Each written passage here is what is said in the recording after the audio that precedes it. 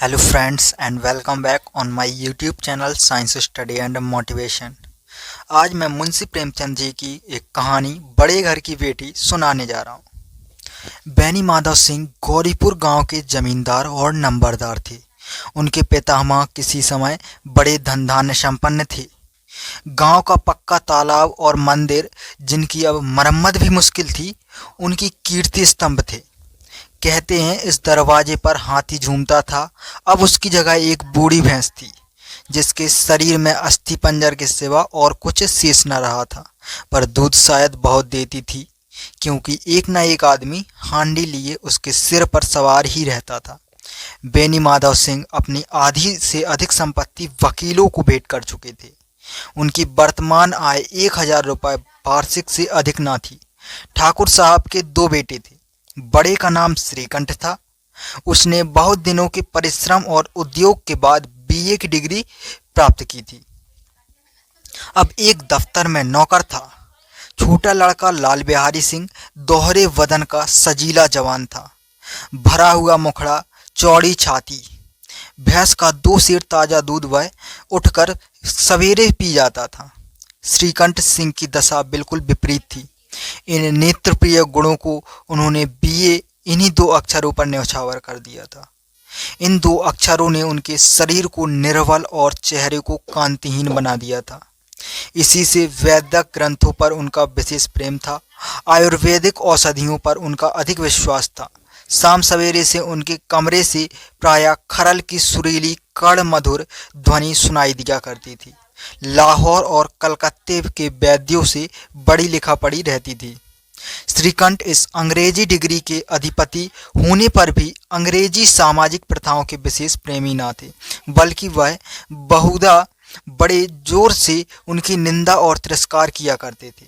इसी से गांव में उनका बड़ा सम्मान था। दशहरे के दिनों में वह बड़े उत्साह से रामलीला में सम्मिलित होते और स्वयं किसी न किसी पात्रा का पाठ लेते थे। गौरीपुर में रामलीला के वही जन्मदाता थे। प्राचीन हिंदू सभ्यता का गुणगान उनकी धार्मिकता का प्रधान अंग था। सम्मिलित कुटुंब के वो एकमात्र उपासक थे। आजकल स्त्रियों को कुटुंब में मिलजुल कर रहने की जो अरुचि होती है, उसे वह जाति और देश दोनों के लिए हानिकारक समझते थे। यही कारण था कि गांव की ललनाएं उनकी निंदक थीं। कोई कोई तो स्वयं उन्हें अपना शत्रु समझने में भी संकोच ना करती थी। स्वयं उनकी पत्नी को ही इस विषय में उनसे विरोध था।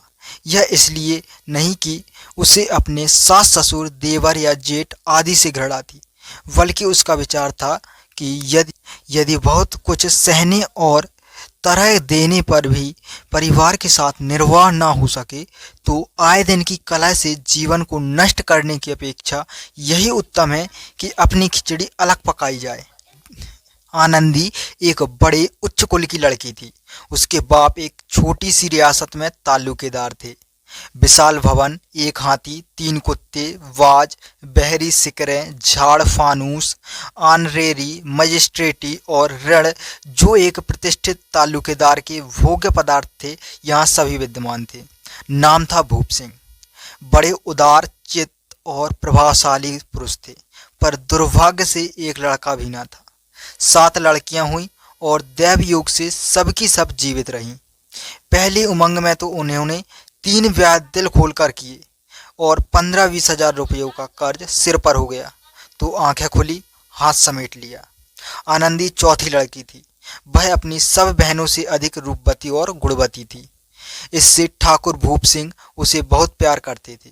सुंदर संतान को कदाचित उसके माता पिता भी अधिक चाहते हैं। ठाकुर साहब बड़े धर्म संकट में थे कि इसका विवाह कहाँ करें। ना तो यही चाहते थे कि ऋण का बोझ बढ़े, और ना यही स्वीकार था कि उसे अपने को भाग्यहीन समझना पड़े। एक दिन श्रीकंठ उनके पास किसी चंदे का रुपया मांगने आया। शायद नागरी प्रचार का चंदा था। भूप सिंह उनके स्वभाव पर रीझ गए और धूमधाम से श्रीकंठ सिंह का आनंदी के साथ ब्याह हो। आनंदी अपने नए घर में आई तो यहाँ का रंग ढंग कुछ और ही देखा। जिस टीम टाम की उसे बचपन से ही आदत पड़ी हुई थी, यहाँ नाम मात्र को भी ना था।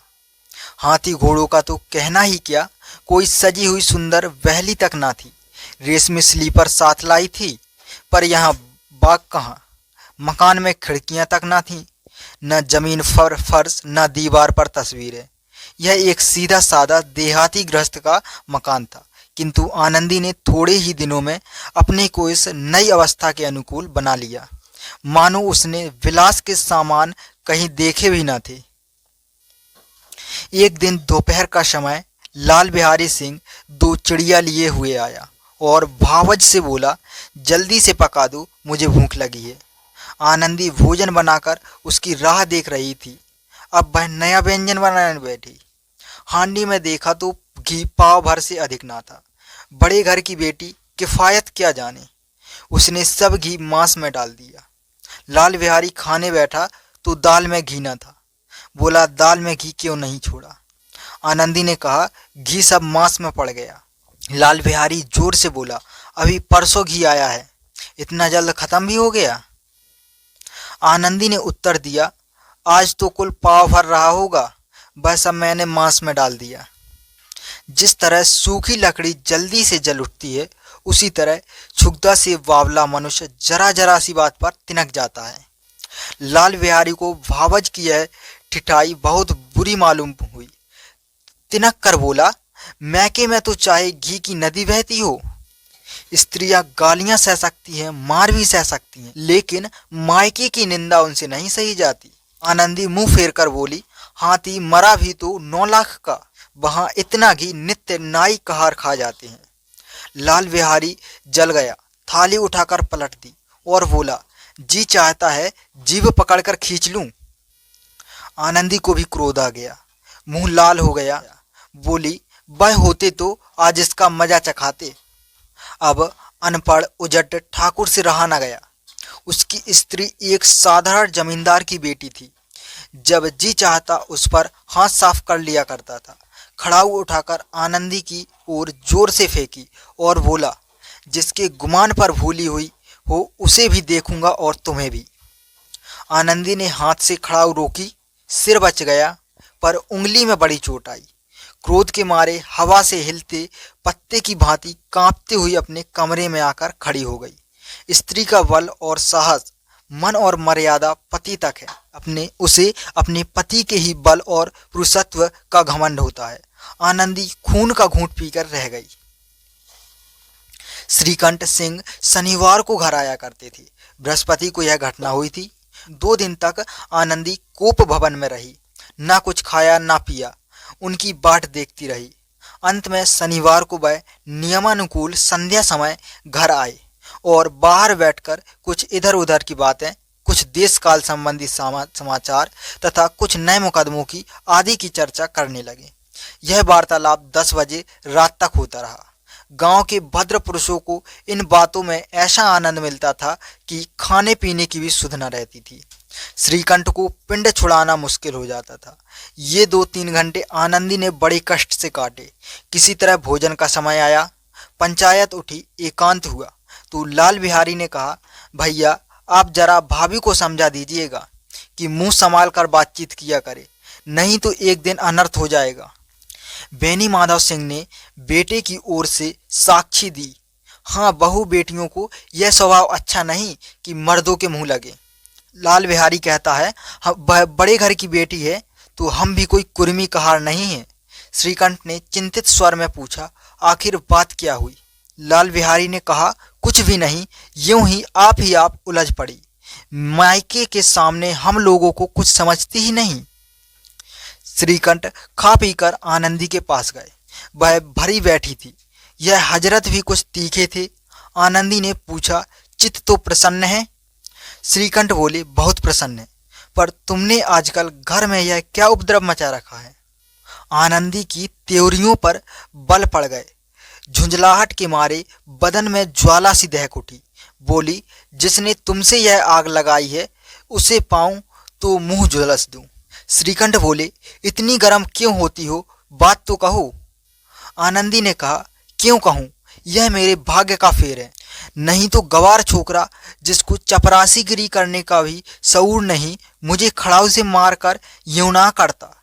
श्रीकंठ बोला, सब हाल साफ साफ कहो तो मालूम हो, मुझे तो कुछ पता ही नहीं। आनंदी कहती है, परसों तुम्हारे लाडले भाई ने मुझसे मांस पकाने को कहा। घी हांडी में पाव भर से अधिक ना था। वह सब मैंने मांस में डाल दिया। जब खाने बैठा तो कहने लगा, दाल में घी क्यों नहीं। बस इसी पर मेरे मायके को बुरा भला कहने लगा। मुझसे ना रहा गया। मैंने कहा कि वह इतना घी तो नाई कहार खा जाते हैं और किसी को जान भी नहीं पड़ता। बस इतनी सी बार इस अन्यायी ने मुझ पर खड़ाऊ फेंक मारी। यदि हाथ से ना रोक लूं तो सिर फट जाए। उसी से पूछो मैंने जो कुछ कहा वह सच है या झूठ। श्रीकंठ की आंखें लाल हो गईं। बोले, यहाँ तक हो गया इस छोकरे का यह साहस। आनंदी स्त्रियों के स्वभाव अनुसार रोने लगी, क्योंकि आंसू उनकी पलकों पर रहते हैं। श्रीकंठ बड़े धैर्यवान और शांत पुरुष थे। उन्हें कदाचित ही कभी क्रोध आता था। स्त्रियों के आंसू पुरुषों की क्रोधाग्नि भड़काने में तेल का काम कर देते हैं। रात भर करवटें बदलते रहे। उद्विग्नता के कारण पलक तक नहीं झपकी। प्रातःकाल अपने बाप के पास जाकर बोले, दादा, अब इस घर में मेरा निवाह ना होगा। इस तरह की विद्रोहपूर्ण बातें कहने पर श्रीकंठ ने कितनी ही बार अपने कई मित्रों को आड़े हाथों लिया था, परंतु दुर्भाग्य आज उन्हें स्वयं ही वे बातें अपने मुंह से कहनी पड़ी। दूसरों को उपदेश देना कितना भी सहज है। बेनी माधव सिंह घबरा उठे और बोले, क्यों? श्रीकंठ कहता है, इसलिए कि मुझे भी अपनी मान प्रतिष्ठा का कुछ विचार है। आपके घर में सब अन्याय और हठ का प्रकोप हो रहा है। जिनको बड़ों का आदर सम्मान करना चाहिए वे उनके सिर चढ़ते हैं। मैं दूसरों का नौकर ठहरा घर पर रहता नहीं। यहाँ मेरे पीछे स्त्रियों पर खड़ाऊ और जूतों की बौछार होती है। कड़ी बात तक चिंता नहीं, कोई एक दो कह ले वहां तक मैं सह सकता हूँ, किंतु यह कदापि नहीं हो सकता कि मेरे ऊपर लात घूंसे पड़े और मैं दम न मारूं। बेनी माधव सिंह कुछ जवाब ना दे सके। श्रीकंठ सदैव उनका आदर करते थे। उनके ऐसे तेवर देखकर बूढ़ा ठाकुर अवाक रह गया। केवल इतना ही बोला, बेटा, तुम बुद्धिमान होकर ऐसी बातें करते हो। स्त्रियां इस तरह का घर का नाश कर देती हैं, उनको बहुत सिर चढ़ाना अच्छा नहीं है। श्रीकंठ ने कहा, इतना मैं जानता हूँ, आपके आशीर्वाद से ऐसा मूर्ख नहीं हूँ। आप स्वयं जानते हैं कि मेरे ही समझाने बुझाने से इसी गांव में कई घर संभल गए, पर जिस स्त्री की मान प्रतिष्ठा का ईश्वर के दरबार में उत्तरदाता हूँ, उसके प्रति ऐसा घोर अन्याय और पशुवत व्यवहार मुझे असहाय लगा। आप सच मानिए, मेरे लिए यही कुछ कम नहीं है कि लाल बिहारी को कुछ दंड नहीं देता। अब बेनी माधव सिंह भी गरमाए, ऐसी बातें और न सुन सके। बोले, लाल बिहारी तुम्हारा भाई है, उससे जब कभी भूल चूक हो उसके कान पकड़ो। श्रीकंठ कहता है, लाल बिहारी को मैं अब अपना भाई नहीं समझता। बेनी माधव सिंह कहते हैं, स्त्री के पीछे तू अपने भाई को भाई नहीं समझता। श्रीकंठ का जवाब आता है, जी नहीं, उसकी क्रूरता और आवेवेग के कारण। दोनों कुछ देर तक चुप रहे। ठाकुर साहब लड़के का क्रोध शांत करना चाहते थे, लेकिन यह नहीं स्वीकार करना चाहते थे कि लाल बिहारी ने कोई अनुचित काम किया है। इसी बीच में गांव के कई और सज्जन हुक्के चिलम के बहाने वहां आ बैठे। कई स्त्रियों ने यह जवाब सुना कि श्रीकंठ पत्नी के पीछे पिता से लड़ने को तैयार है, तो उन्हें बड़ा हर्ष हुआ।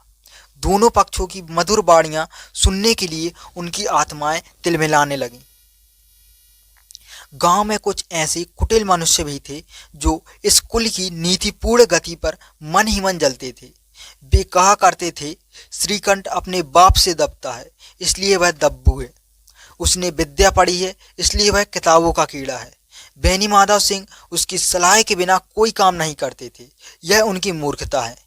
इन महानुभावों की शुभकामनाएं आज पूरी तरह पूरी होती हुई दिखाई दी। कोई हुक्का पीने के बहाने और कोई लगान की रसीद दिखाने आकर बैठ गया। बेनी माधव सिंह पुराने आदमी थे, इन भावों को ताड़ गए। उन्होंने निश्चय किया, चाहे कुछ ही क्यों ना हो, इन द्रोहियों को ताली बजाने का अवसर ना दूंगा। तुरंत कोमल शब्दों में बोले, बेटा, मैं तुमसे बाहर नहीं हूँ, तुम्हारा जो जी चाहे करो। अब तो लड़के से अपराध हो गया है। इलाहाबाद का अनुभव रहित झल्लाया हुआ ग्रेजुएट इस बात को ना समझ सका। उसे डिबेटिंग क्लब में अपनी बात पर अड़ने की आदत थी। इन हथकंडों की उसे क्या खबर। बाप ने जिस मतलब से बात पलटी थी वह उसकी समझ में ना आई। बोला, लाल बिहारी के साथ अब इस घर में नहीं रह सकता। बेनी माधव कहती हैं, बेटा, बुद्धिमान लोग मूर्खों की बात पर ध्यान नहीं देते। वह बेसमझ लड़का है, उससे जो कुछ भूल हुई है उसे तुम बड़े होकर क्षमा कर दो। इस पर श्रीकंठ कहते हैं, उसकी इस दुष्टता को मैं कदापि नहीं सह सकता। या तो वही घर में रहेगा या मैं। आपको यदि वह अधिक प्यारा है तो मुझे विदा कीजिए। मैं अपना भार आप संभाल लूँगा।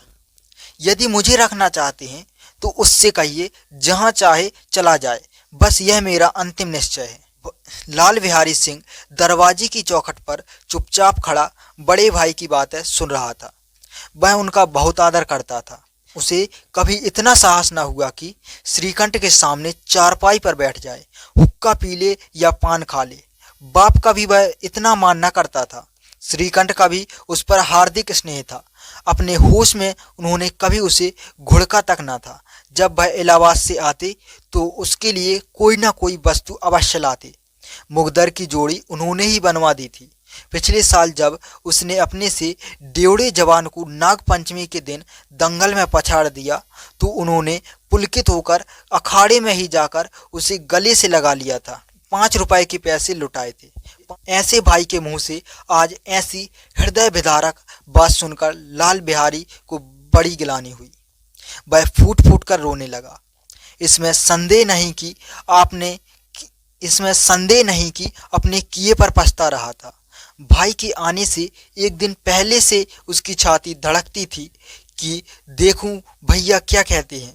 मैं उनके सम्मुख कैसे जाऊंगा, उनसे कैसे बोलूंगा, मेरी आंखें उनके सामने कैसे उठेंगी।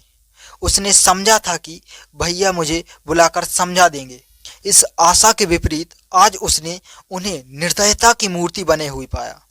वह मूर्ख था, परंतु उसका मन कहता था कि भैया मेरे साथ अन्याय कर रहे हैं। यदि श्रीकंठ उसे अकेले में बुलाकर 2-4 बातें कह देते, इतना ही नहीं 2-4 तमाचे भी लगा देते तो कदाचित उसे इतना दुख ना होता। पर भाई का यह कहना कि अब मैं इसकी सूरत नहीं देखना चाहता, लाल बिहारी से सहा न गया। वह रोता हुआ घर आया। कोठरी में जाकर कपड़े पहने, आंखें पोंछी, जिससे कोई यह न समझ सके कि रोता था।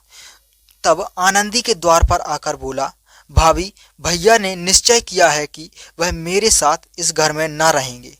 अब वह मेरा मुंह नहीं देखना चाहते, इसलिए अब मैं जाता हूँ। उन्हें फिर मुंह न दिखाऊंगा। मुझसे जो कुछ अपराध हुआ है उसे क्षमा करना। यह कहते कहते लाल बिहारी का गला भारी हो गया। जिस समय लाल बिहारी सिंह सिर झुकाए आनंदी के द्वार पर खड़ा था, उसी समय श्रीकंठ सिंह भी आंखें लाल किए बाहर से आए। भाई को खड़ा देखा तो घृणा से आंखें फेर लीं और कतरा कर निकल गए, मानो उसकी परछाई से दूर भागते हों। आनंदी ने लाल बिहारी की शिकायत तो की थी, लेकिन अब मन में पछता रही थी। वह स्वभाव से ही दयावती थी। उसे इसका तनिक भी ध्यान न था कि बात इतनी बढ़ जाएगी। वह मन में अपने पति पर झुंझला रही थी कि यह इतने गर्म क्यों होते हैं।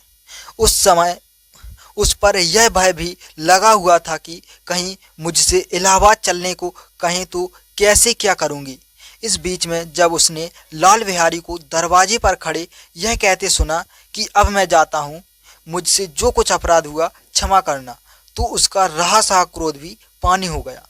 वह रोने लगी। मन का मैल धोने के लिए नयन जल से उपयुक्त और कोई वस्तु नहीं है। श्रीकंठ को देखकर आनंदी ने कहा, लाला बाहर खड़े बहुत रो रहे हैं। श्रीकंठ ने कहा, तो मैं क्या करूं?